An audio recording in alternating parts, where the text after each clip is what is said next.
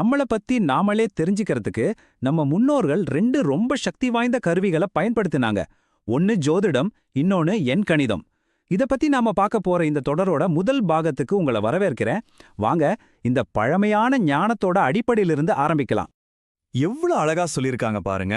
ஜோதிடமும் சரி, எண்கணிதமும் சரி, இதெல்லாம் வெறும் எதிர்காலத்தை சொல்றதுக்கான ஒரு முறை மட்டுமல்ல, அதுக்கும் மேல இது உங்களுடைய தனித்துவமான கதைய, உங்க வாழ்க்கை பயணத்தை நீங்களே புரிஞ்சுக்கிறதுக்கான ஒரு சாவி மாதிரி. இன்னைக்கு ஆயிரக்கணக்கான வருஷமா நம்ம முன்னோர்கள் பயன்படுத்தின ரெண்டு அழகு வழிகளை நாம பார்க்க போறோம். ஒரு வழி நம்மளை விட்டு வெளியே, அதாவது பிரபஞ்சத்துல இருக்கிற நட்சத்திரங்களை பாக்குது. இன்னொரு வழி நமக்குள்ளேயே இருக்கிற எண்களோட ரகசியங்களை தேடி உள்ளுக்குள்ள பாக்குது. சரி, நம்மளோட முதல் பயணத்தை பிரபஞ்சத்தை நோக்கி ஆரம்பிக்கலாம். அதுதான் ஜோதிடம். நம்மள பத்தியும் நம்மளோட பாதையை பத்தியும் புரிஞ்சிக்க வானத்தையே ஒரு மேப் மாதிரி பயன்படுத்துற ஒரு அற்புதமான கலை இது.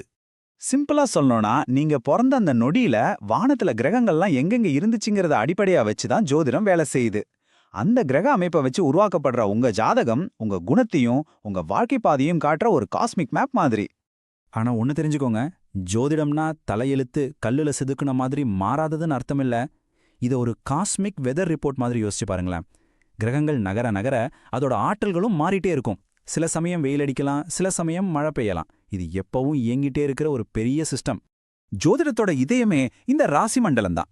பூமி சூரியனை சுத்தி வர்ற பாதையில 12 முக்கியமான நட்சத்திர கூட்டங்கள் இருக்கு. நமக்கு நல்லா தெரிஞ்ச மேஷம், ரிஷபம்ல இருந்து மீனம் வரைக்குமான 12 ராசிகளும் இந்த நட்சத்திர கூட்டங்கள் தான். கிரகங்கள் இந்த பாத வழியா பயணம் செய்யும்போது தான் அதோட தாக்கம் நமக்கு ஏற்படுது. இந்த 12 ராசிகளுமே ஒவ்வொன்றும் ரொம்ப ஸ்பெஷல். அதோட சக்தி 3 விஷயங்களால தீர்மானிக்கப்படுது. ஒன்னு, அதோட பஞ்சபூத அம்சம், அதாவது அது நெருப்பா, நிலமா, காற்றா இல்ல நீராங்கிறது. ரெண்டாவது, அதோட குணம், சரம், அதாவது ஒரு விஷயத்தை தொடங்குறது, ஸ்திரம், அதாவது நிலைப்படுத்துறது, இல்ல உபயம், அதாவது சூழ்நிலைக்கேத்த மாதிரி மாத்திக்கிறது. இந்த 2 காம்பினேஷன் தான் ஒவ்வொரு ராசிக்கும் அதோட தனித்துவமான குணத்தை கொடுக்குது. சரி, இப்ப பிரபஞ்சத்திலிருந்து வெளியே வந்து நமக்கான தனிப்பட்ட கோட்டுக்குள்ள போலாம். அதுதான் எண்கணிதம். நம்மள நாமளே புரிஞ்சிக்க நமக்குள்ளேயே பார்க்குற ஒரு நுட்பமான வழி இது.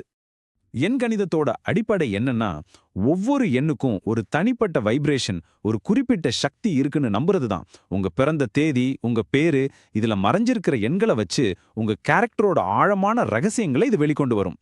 ஜோதிடம் ஒரு மாறிட்டே இருக்கிற வெதர் ரிப்போர்ட்னா, எண்கணிதம் மாறவே மாறாத ஒரு பவுண்டேஷன் மாதிரி, உங்க பர்சனல் பஸ்லோட துண்டுகள் மாதிரி. இந்த எண்கள் எப்பவுமே மாறாது. அது உங்க வாழ்க்கையோட ஒரு ப்ளூ பிரிண்ட், ஒரு அடித்தளம். இந்த வார்த்தைகள் ரொம்ப ஆழமானது இல்லையா? யோசிச்சு பாருங்க. நிக்கோலா டெஸ்லா மாதிரி ஒரு மிகப்பெரிய விஞ்ஞானியே எண்களோட வைப்ரேஷனுக்கும் பிரபஞ்சத்தோட ரகசியங்களுக்கும் ஒரு தொடர்பு இருக்குன்னு உணர்ந்திருக்காரு.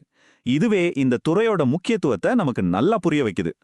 சரி, வாங்க இதை நாமளே செஞ்சு பார்க்கலாம். உங்க பிறந்த தேதியை எடுத்துக்கோங்க. மாசம், தேதி, வருஷம், இதுல இருக்கிற ஒவ்வொரு நம்பரையும் ஒன்னா கூட்டுங்க. ஒரு 2 டிஜிட் நம்பர் வருதா? அந்த 2 டிஜிட்டையும் திரும்ப கூட்டுங்க. கடைசியா ஒரு சிங்கிள் டிஜிட் வர்ற வரைக்கும் இதை பண்ணுங்க. அப்படி கடைசியா வர்ற அந்த ஒரு நம்பர் தான் உங்க விதி எண். நீங்களும் ட்ரை பண்ணி பாருங்க. ஆனா இந்த விதி எண்ணுங்கிறது ஒரு ஆரம்பம்தான். இது ஒரு பனிப்பாறையோட நுனி மாதிரி தானே வச்சுக்கோங்களேன். உங்க பிறந்த தேதியில இருக்கிற அந்த தேதியை மட்டும் வச்சு கணக்கிடுற பிறவி எண் மாதிரி இன்னும் நிறைய முக்கியமான எண்கள் இதுல இருக்கு. இதுல இருந்தே தெரியுதுல்ல எண் கணிதம் எவ்வளவு பெரிய ஆழமான ஒரு விஷயம்னு. இதுவரைக்கும் ரெண்டையும் தனித்தனியா பார்த்தோம். சரி, இப்ப இந்த 2 பவர்ஃபுல் சிஸ்டம்ஸையும் ஒப்பிட்டு பார்க்கலாம். அதுல இருக்கிற ஒற்றுமை, வேற்றுமை என்னன்னு இன்னும் கொஞ்சம் ஆழமா புரிஞ்சுக்கலாம் வாங்க. இந்த வித்தியாசத்தை பாருங்க. ஜோதிடம்ங்கிறது மாறிட்டே இருக்கிற ஒரு காஸ்மிக் வெதர் ரிப்போர்ட். ஆனா எண்கணிதம் மாறவே மாறாத ஒரு பர்சனல் பசில். ஒன்னு வெளியிலேருந்து வர சக்திகளை கவனிக்குது, இன்னொன்னு நமக்குள்ளேயே இருக்கிற சக்திகளை கவனிக்குது. சிம்பிளா சொன்னா இதுதான் வித்தியாசம். கல்ச்சரலா பார்த்தோம்னா ஜோதிடம் ஒரு சூப்பர் ஸ்டார் மாதிரிங்க.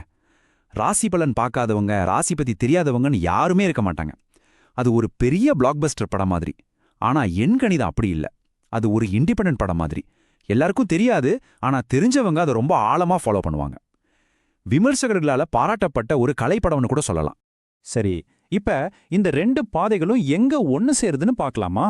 ஏன்னா இது ரெண்டும் தனித்தனி இல்ல, ஒரே ஞானத்தோட 2 வெவ்வேறு முகங்கள் தான். இதுல ரொம்ப ஆச்சரியமான விஷயம் என்ன தெரியுமா? நம்ம தமிழ் மரபு உட்பட பல பழங்கால இந்திய அமைப்புகள் இத ரெண்டையும் தனித்தனியா பார்க்கவே இல்ல. வேத ஜோதிடத்துல 1ல இருந்து 9 வரைக்குமான ஒவ்வொரு எண்ணுக்கும் ஒரு கிரகத்தோட சக்தி இருக்கு. உதாரணமா 1ஆம் நம்பர்னா அது தலைமை பண்பு கொண்ட சூரியன், 8ஆம் நம்பர்னா அது சவால்களையும் ஒழுக்கத்தையும் குறிக்கிற சனி. பாத்தீங்களா, இப்படி ரெண்டும் இணைச்சு ஒரு முழுமையான பார்வைய இது நமக்கு கொடுக்குது. கடைசியா இதுதான் முக்கியமான பாயிண்ட். நீங்க நட்சத்திரங்களோட காஸ்மிக் மேப்பை பார்த்தாலும் சரி, எண்களோட பர்சனல் கோட படிச்சாலும் சரி, 2 பயணத்தோட நோக்கமும் ஒன்னே ஒண்ணுதான், உங்களை பத்தி நீங்களே ஆழமா தெரிஞ்சுக்கிறது. இந்த முறைகள் எல்லாமே நம்மளோட அன்றாட வாழ்க்கையை தாண்டி யோசிக்க வைக்குது. நம்ம வாழ்க்கையில தாக்கத்தை ஏற்படுத்துற சில மறைமுகமான சக்திகளை பத்தி ஆராயறதுக்கு நம்மள தூண்டுது. இது நம்மள பத்தின ஒரு ஆழமான தேடலுக்கு வழிவகுக்குதுன்னே சொல்லலாம். ஆக ஜோதிடமும் சரி, எண் கணிதமும் சரி, இது ரெண்டுமே உங்க கதைய சொல்றதுக்கான 2 வெவ்வேறு மொழிகள். இந்த முதல் பாகத்துல அந்த மொழிகளோட அரிச்சுவடியை நாம பார்த்திருக்கோம். இப்ப கேள்வி இதுதான், உங்க கதைய நீங்க எந்த மொழியில படிக்க விரும்புறீங்க? நட்சத்திரங்களோட மொழியிலையா, இல்ல எண்களோட மொழியிலையா? யோசிங்க. அடுத்த பாகத்துல இந்த முறைகளை பத்தி இன்னும் ஆழமா பார்க்கலாம்.